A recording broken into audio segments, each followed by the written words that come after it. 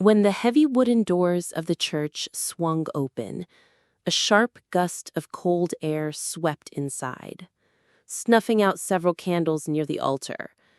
For a moment, the only sound was the whispering wind and the soft creak of hinges. Then, silence. Dozens of heads turned toward the entrance, their faces registering shock, disbelief, and for a few, sheer terror. I stood in the doorway, my hood pushed back, my chin raised high. My heartbeat thundered in my ears, but my steps were steady, deliberate. Every pair of eyes in that room was on me. Every breath, every emotion, hung suspended in the thick, suffocating air.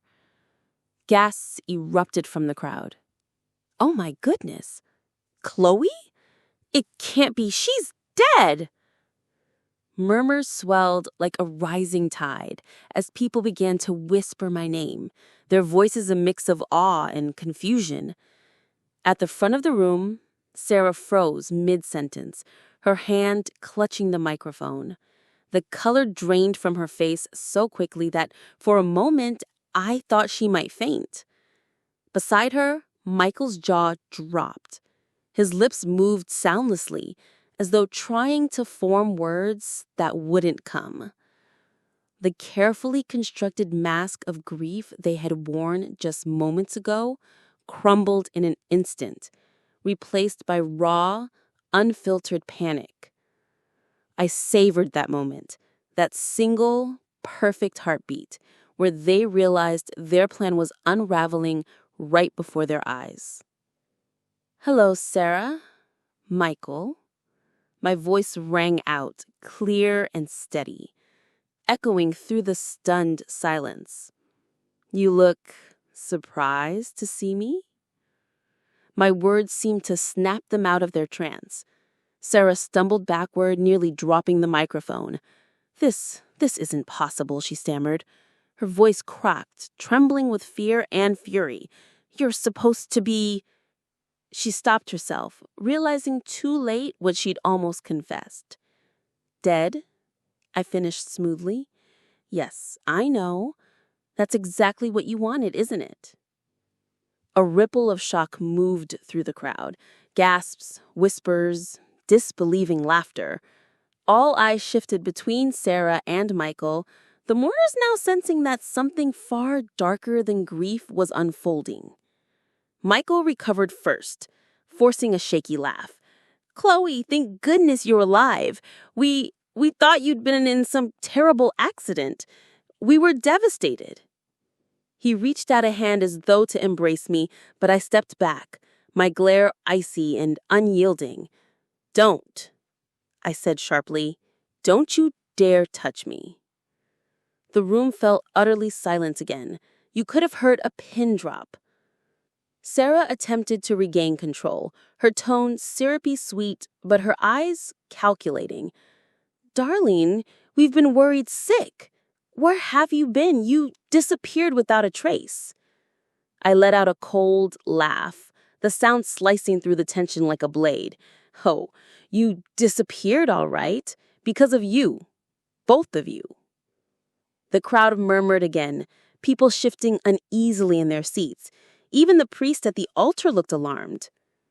You see, Sarah and Michael didn't just want me gone from this room today. They wanted me gone from this world. Gasps erupted. Several people covered their mouths in horror. One older woman clutched her chest. Sarah's composure cracked further, her voice breaking as she screamed, "That's a lie! How dare you make such an accusation?" I smiled slowly, my confidence growing as I reached into the satchel slung over my shoulder. Oh, it's no lie, and I have proof.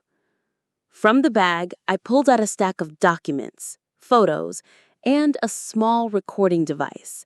I held them high for everyone to see. These, I announced, are forged legal documents transferring my estate to Sarah and Michael. Documents they created after they tried to eliminate me. The crowd erupted in chaos, people shouting questions, some rising from their seats to get a better look. Sarah's hand shook violently. She screamed, "Those could be anything! Fake! You just trying to ruin us!" "Oh, really?" I pressed play on the recorder. Sarah's own voice filled the church, cold and chillingly clear. "Once Chloe's gone for good, we'll finally have the freedom we deserve." The words hung in the air like a death knell. Sarah went pale, swaying on her feet. Michael stepped forward, his face contorted with anger. "This is nonsense," he bellowed. "She's lying. She's always been jealous, unstable." "Unstable?" I snapped, cutting him off. "Funny, because I have photos of you entering a storage unit, the same storage unit where you hid my belongings and all the evidence of your crime." I handed the photos to Emma, who had been standing quietly near the back until now. She brought them forward for everyone to see. Each picture was clear, undeniable. Michael's face, the stolen items, even the forged will. "Enough!" Sarah screamed, her voice breaking. "It wasn't supposed to be perfect. We were supposed to be free." The admission slipped out before she could stop herself. Her hands flew to her mouth, but it was too late. The entire congregation erupted in stunned shouts. Several people began filming with their phones. I took a deep breath, letting the storm rage around me for a moment. Then I turned to the crowd, my voice calm and clear. "These two," I gestured to Sarah and Michael, "are not grieving family. They are thieves, liars, and they would have destroyed me to get what they wanted." At my signal, 2 uniformed police officers stepped into the church, their presence commanding immediate attention. The crowd parted as they made their way forward. Sarah and Michael backed away in terror. "You can't do this," Michael shouted, his voice cracking. "You have no right." "On the contrary," one officer said firmly, "we have more than enough evidence. Sarah, Michael, you're under arrest." As they were handcuffed, Sarah thrashed wildly, screaming curses. Michael's bravado crumbled, and he sobbed uncontrollably, begging for mercy. The sight filled me with a strange, bittersweet satisfaction. This was justice, messy, painful, but necessary. The officers led them away, their cries echoing down the hall until they were gone. When the doors finally closed behind them, the room fell silent once more. All eyes turned to me. For the first time in weeks, I allowed myself to truly breathe. Thank you all for coming today. I know this isn't the memorial you expected, but I needed you to see the truth. Emma came to my side, her hand warm and steady on my arm.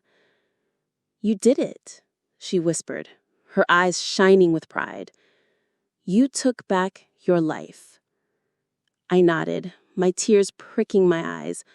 "Yes," I said, my voice breaking slightly. "And I'll never let anyone take it from me again."